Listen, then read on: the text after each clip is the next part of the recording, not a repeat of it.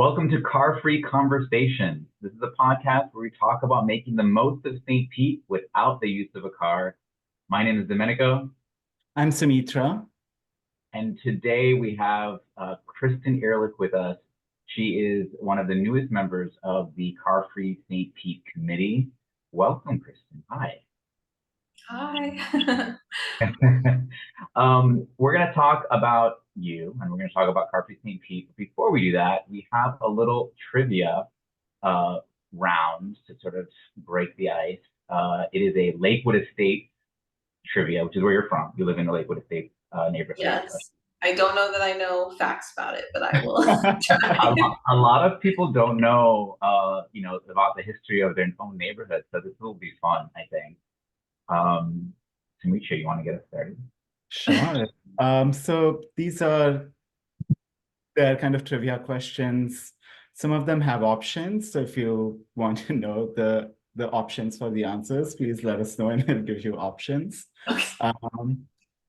This is the first one. When was the first golf tournament held at the Lakewood Country Club, which is now known as the St. Petersburg Country Club? Okay, I have no clue. So I guess options so that I have a chance.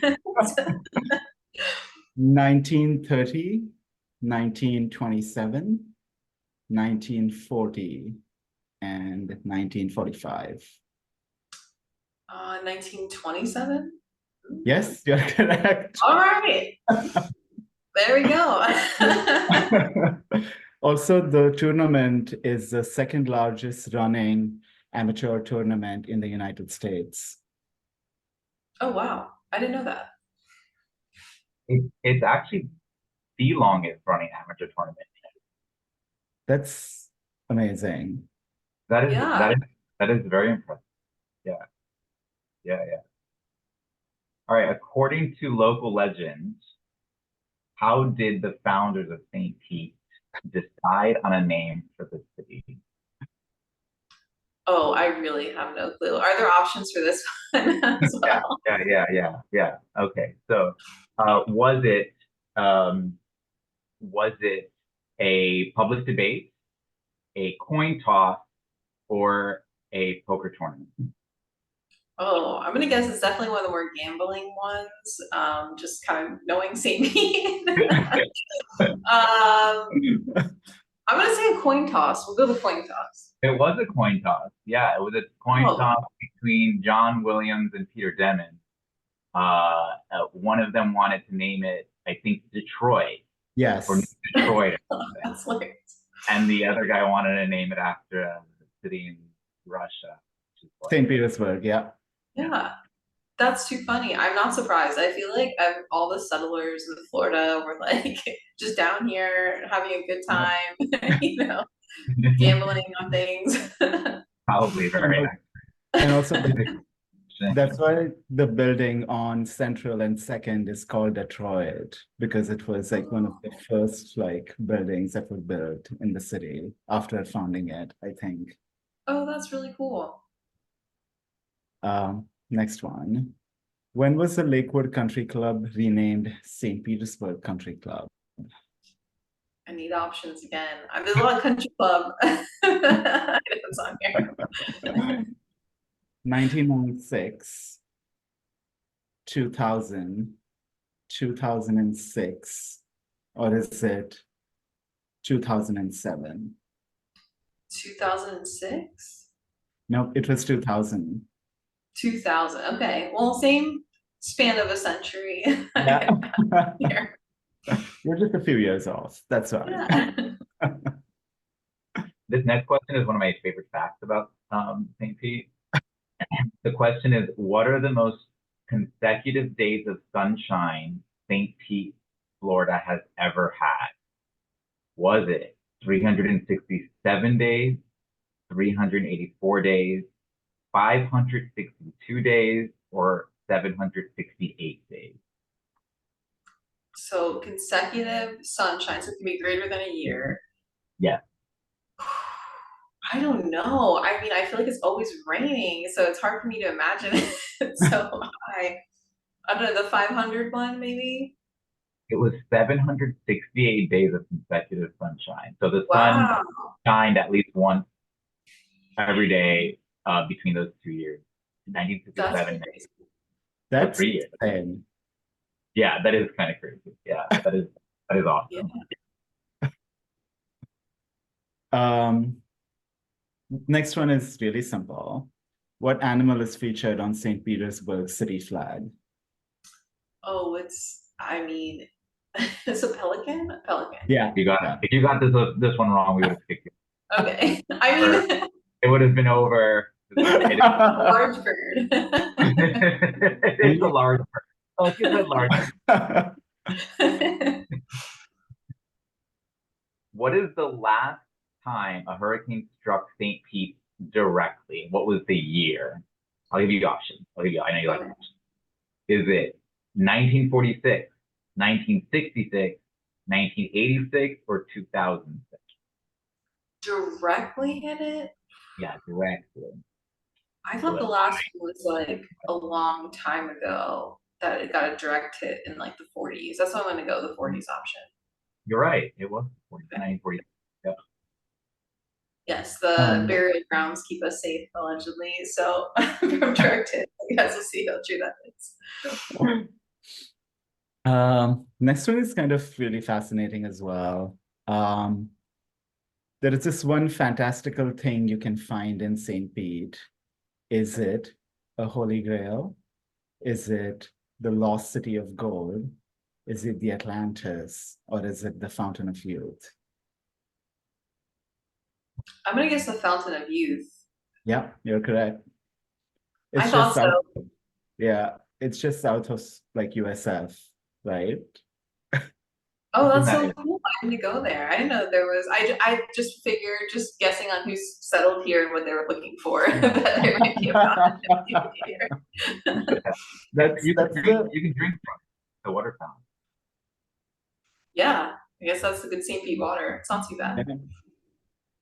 I think your lawyer training of deducing is coming in very handy in this round.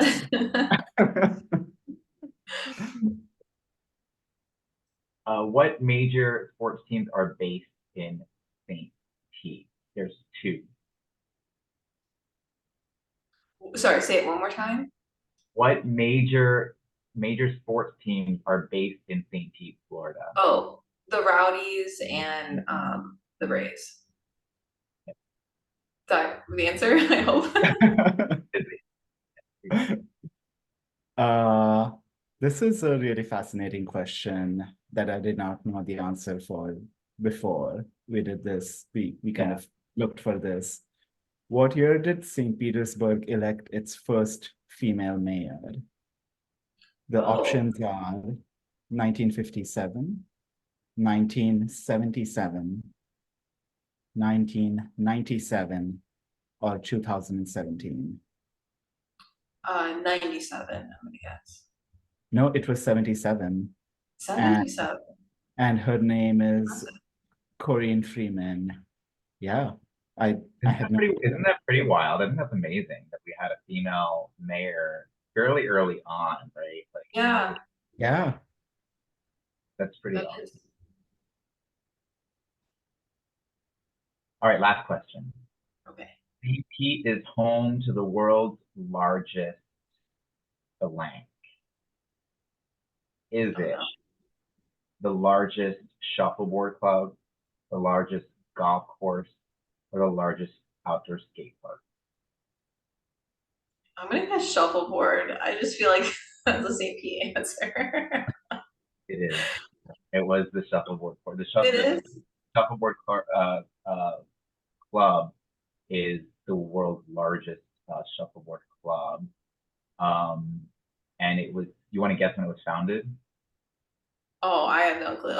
It's pretty old though, I feel like. It was founded in 1924, which makes it also the oldest shuffleboard club in the world as well.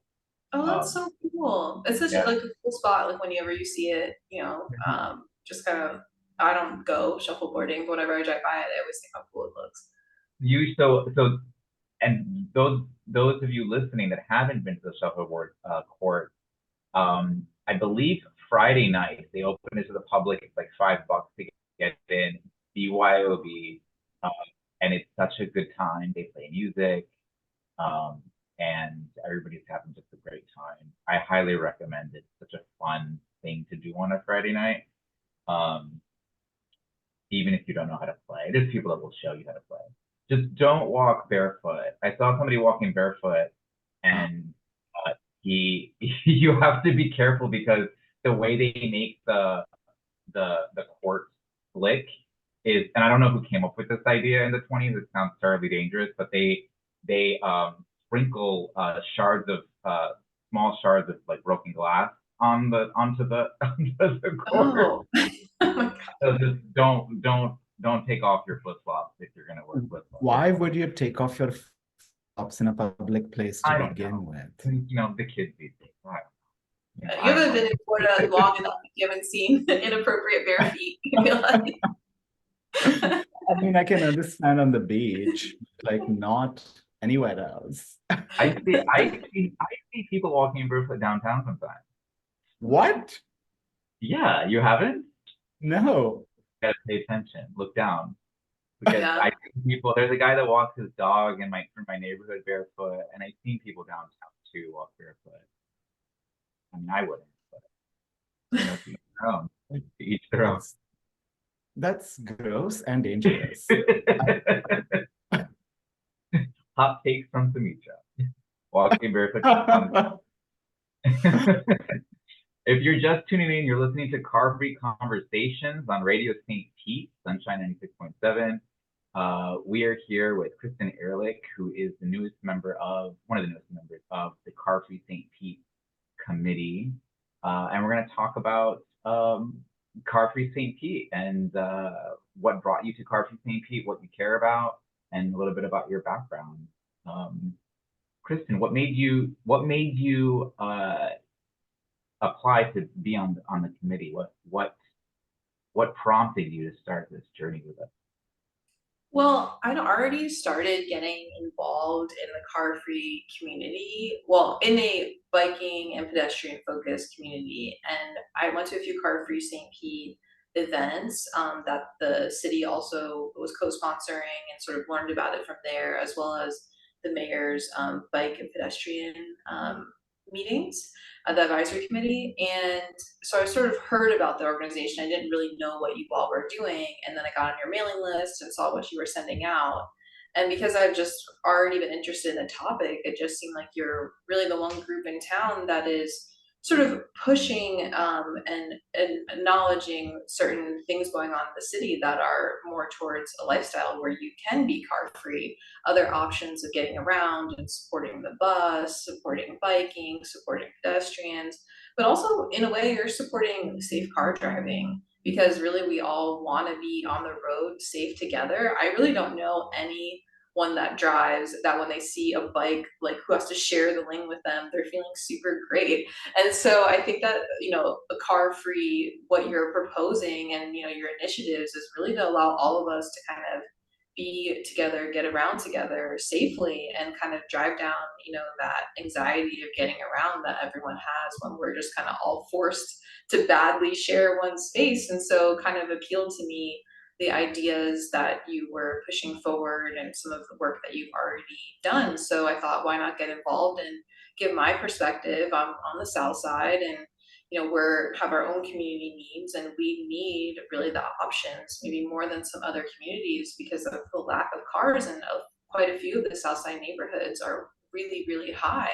And so people need to safely to get around. And so your organization is thinking about that and really thinking about the needs of those types of people. And so it just made me want to get involved and do what I could. It's our organization. Not Yeah. You're included in this now. You have to say Yes. our organization. Our organization. Well, at the time when I was applying, it was your organization. So right. Kristen, you're a lawyer.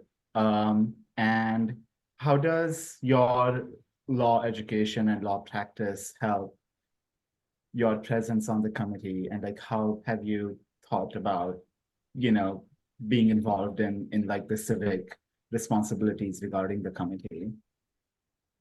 we were sort of talking about this offline earlier, and I think that one of the things that is super powerful about being a lawyer, also I was a political science major, is that I am probably a little bit more aware of the democratic process and how you can get involved.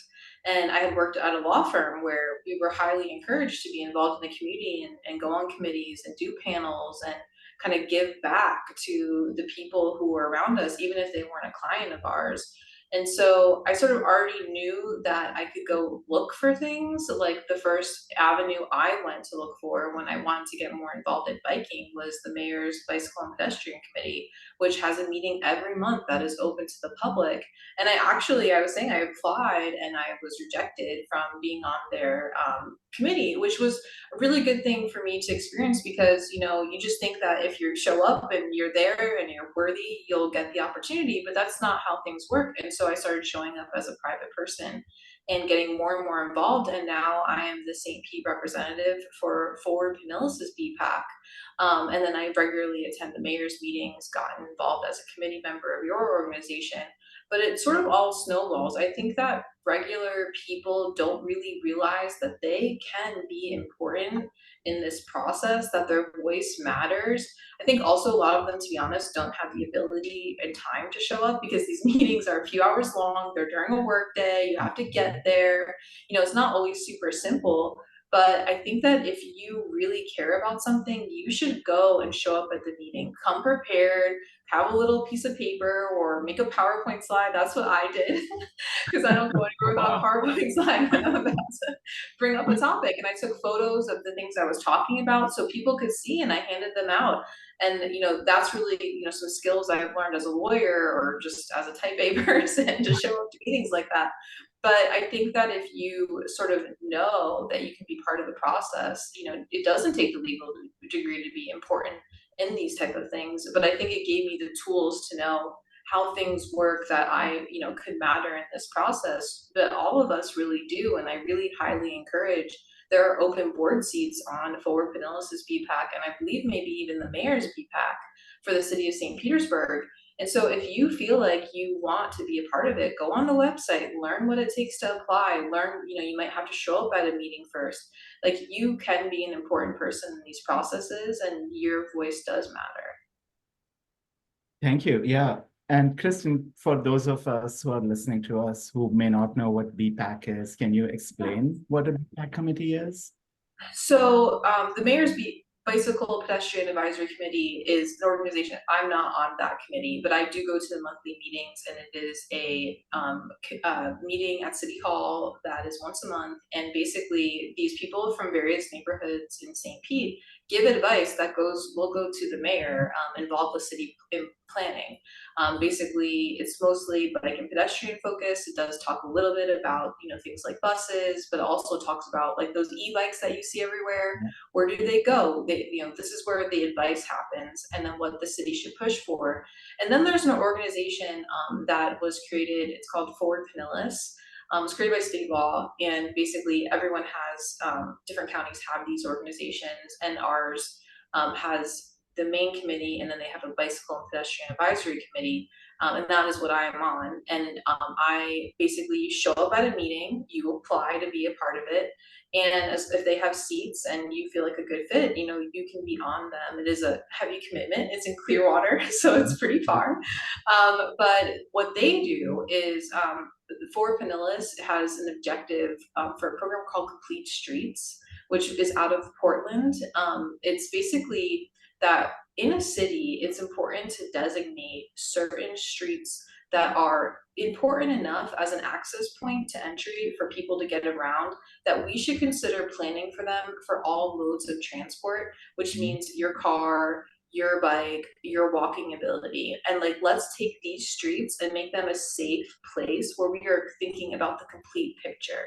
Because basically what happened is most of transit that has been planned, particularly in a place like Florida, has all been car focused, how to get cars faster somewhere. And it's really not been focused on, well, how do we get all people to be able to move in all modes and what's safe for everybody? And certain things we care about more now, like green space, walkability, like we want things, shade coverage from trees, you know, lighting, security, all of those things that these Complete Streets programs are part of, and that's a big part of what Forward Pinellas does, is they help designate and get funding for those type of projects. And the BPAC Advisory Committee, we talk about and advise the main committee of what our suggestions are and items that might be of interest.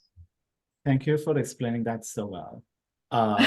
Because like, a lot of people, we throw around like the acronyms usually, and then a lot of people just don't know what do we mean by them, or like what is the actual work that happens in those committees. So like, thank you for explaining that so well to our listeners who may not know what we mean by BPAC. I of course, and I highly suggest going, if you're interested in like St. Pete as a whole of their biking, is to you can go on the city's page of their website and you can find some plans, but to go to Forward Pinellas and look at what they have, their plans. These plans take years to do, and you can read through and get the knowledge there, and so you're not behind when they end up ripping the road outside of your house up and you're like, well, what did they just build? It is overwhelming of a process, but I definitely think if you can at least kind of keep an eye on what they're doing, then it might be very helpful for you to get the planning you want in place.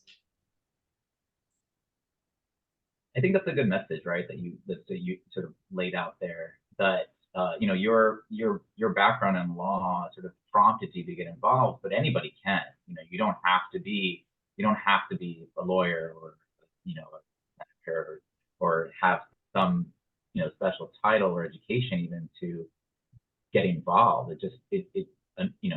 Unfortunately, there's like a knowledge barrier. You just have to know that you can do that, and you have to read up and find out where you can get involved, but anybody can.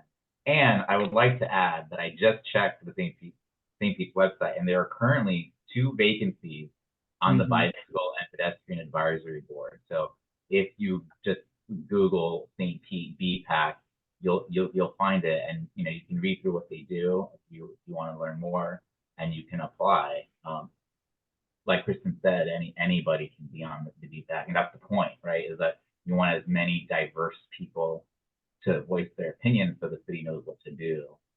So yeah, thanks for yeah. And I will just give a credit where credit is due, as I do think the city is listening. I really do. If you come to these meetings and you are thoughtful in what you're bringing to the table, I really do feel like the city is open to listen right now at this point. So I think that like your voice does matter. I want to ask, in your opinion, what do you feel are some of the key benefits of promoting a car-free lifestyle in an urban area like? So I've lived a bunch of places. I've lived very rurally, and I lived in cities. I've kind of lived all over, and I've lived in St. Pete on and off for quite a long time. And so I've lived car free. I lived in Boston. I did not have a car. I commuted on the T. I biked around. I walked around. I walked through blizzards, bus as well. All of those things. Shopped. Did all of my everything I could imagine, and it was great. Honestly, when you have the support system to be able to have the options to live without a car, it's really powerful. Do I know a ton of people who maybe have one car that they kept to do certain adventures or certain things that they just couldn't do realistically without a car? Absolutely. And so for me, I think I'm on the ability to be car free is what I really am, think is important. I think people are very, in Florida particularly, very tied to their identity with their car. Like when you get your license, when you get your first car, that it is a huge identity driven thing. And so I think that we need to work on kind of rethinking that, is like, why is a car so important to us? Are there other ways we could get around that would be less stressful and more beneficial to us? Because it's actually nice to be on public transit and be able to do some work and not have to worry about someone cutting you off or paying attention to everything going on, or to be outside and get to bike and have extra exercise or just sun time out. They're great things to have opportunities, not worrying about parking the same way that you would with a car. Those are all really great things that a ability to be car free offers you, that you don't have if you don't have that kind of infrastructure, because no one wants to bike on a scary road or walk around on a scary road. They want to be in their car. But here's the real truth is that cars are expensive. If we just even get out of the pollution and all of those things, cars are very expensive to have right now, particularly in the state of Florida. Insurance is extremely high. We are dealing with higher car prices to buy them than ever.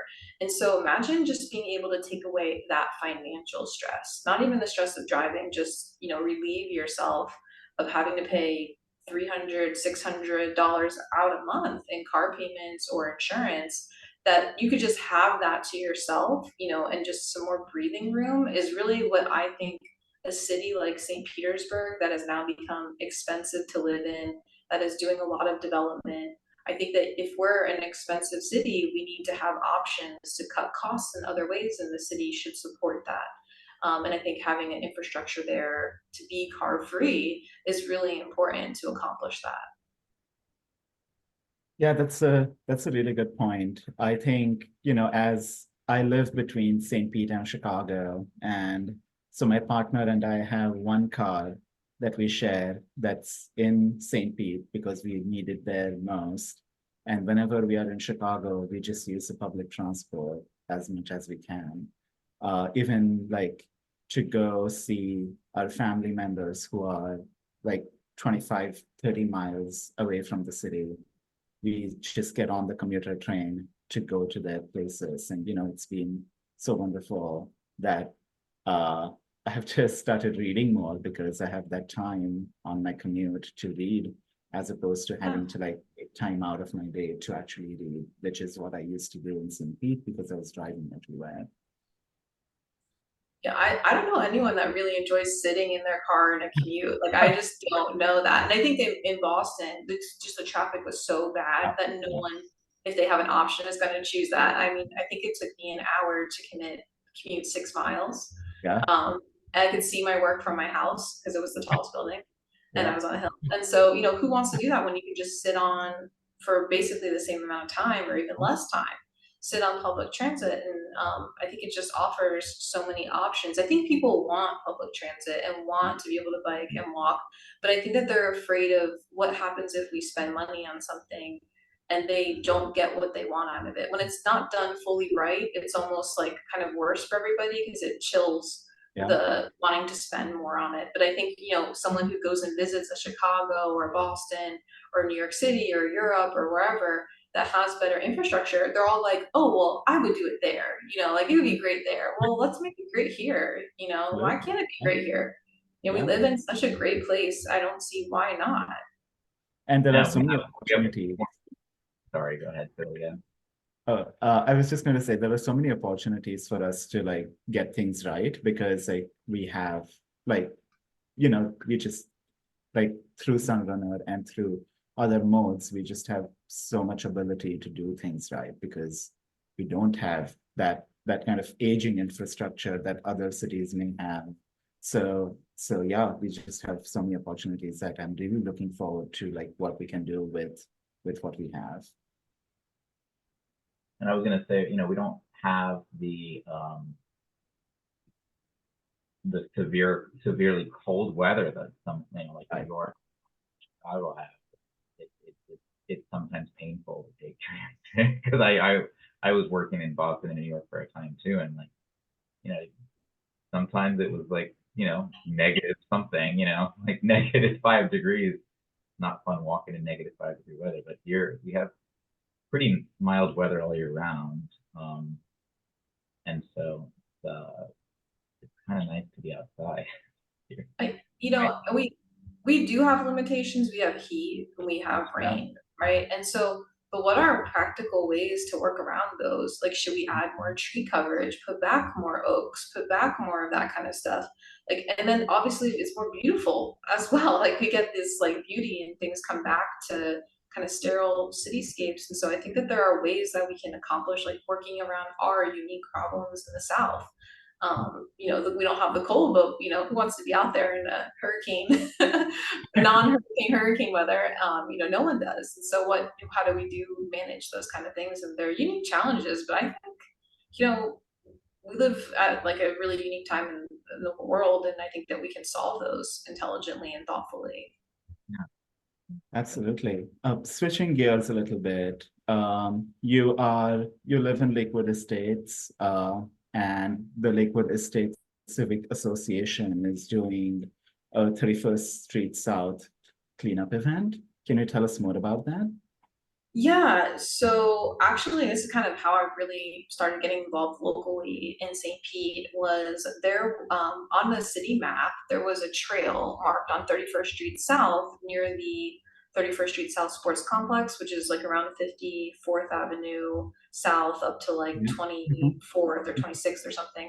And so I had seen that was marked as a trail, and I was kind of confused because every other trail had like trail lines, and then a sign said trail, and then there weren't signs that said bike on the road or share the road and all this kind of stuff. And so I basically prepared my little PowerPoint of photos of what this looked like versus what some other trails look like around where I live, and brought it to their attention. And it turned out that it was mismarked, and so by someone in the past, and that it wasn't really a trail, and they've updated that on the new maps. And it sort of spurred my whole interest in this street because it's almost 2 miles of roadway, and about a mile and a half of that, there's no crosswalks. There's no way to really get on that sidewalk. It's a wider sidewalk. And people really do not want to bike on 31st Street South, pretty much from Pinellas Point up until maybe, there's some infrastructure a little further up, particularly near Gibbs is nice, where you can get on the Pinellas Trail. So it sort of started my interest in 31st Street South, and 31st Street South, after some great work that the city has done, is now on complete streets. So that initiative just happened this year, really from involvement, from the community. And so our 31st Street South cleanup is sort of to get people out to show that this street is an important street. I mean, I really hope the city considers making it an official trail and doing some infrastructure work so people can bike safely from Pinellas Point all the way up to First Avenue North is on complete streets. So imagine if you could bike safely on the only straight road that runs on that side of I-75, of 275. It would be really influential. There's a lot of neighborhoods with really no people relying on other transport besides cars. People don't have cars in those neighborhoods.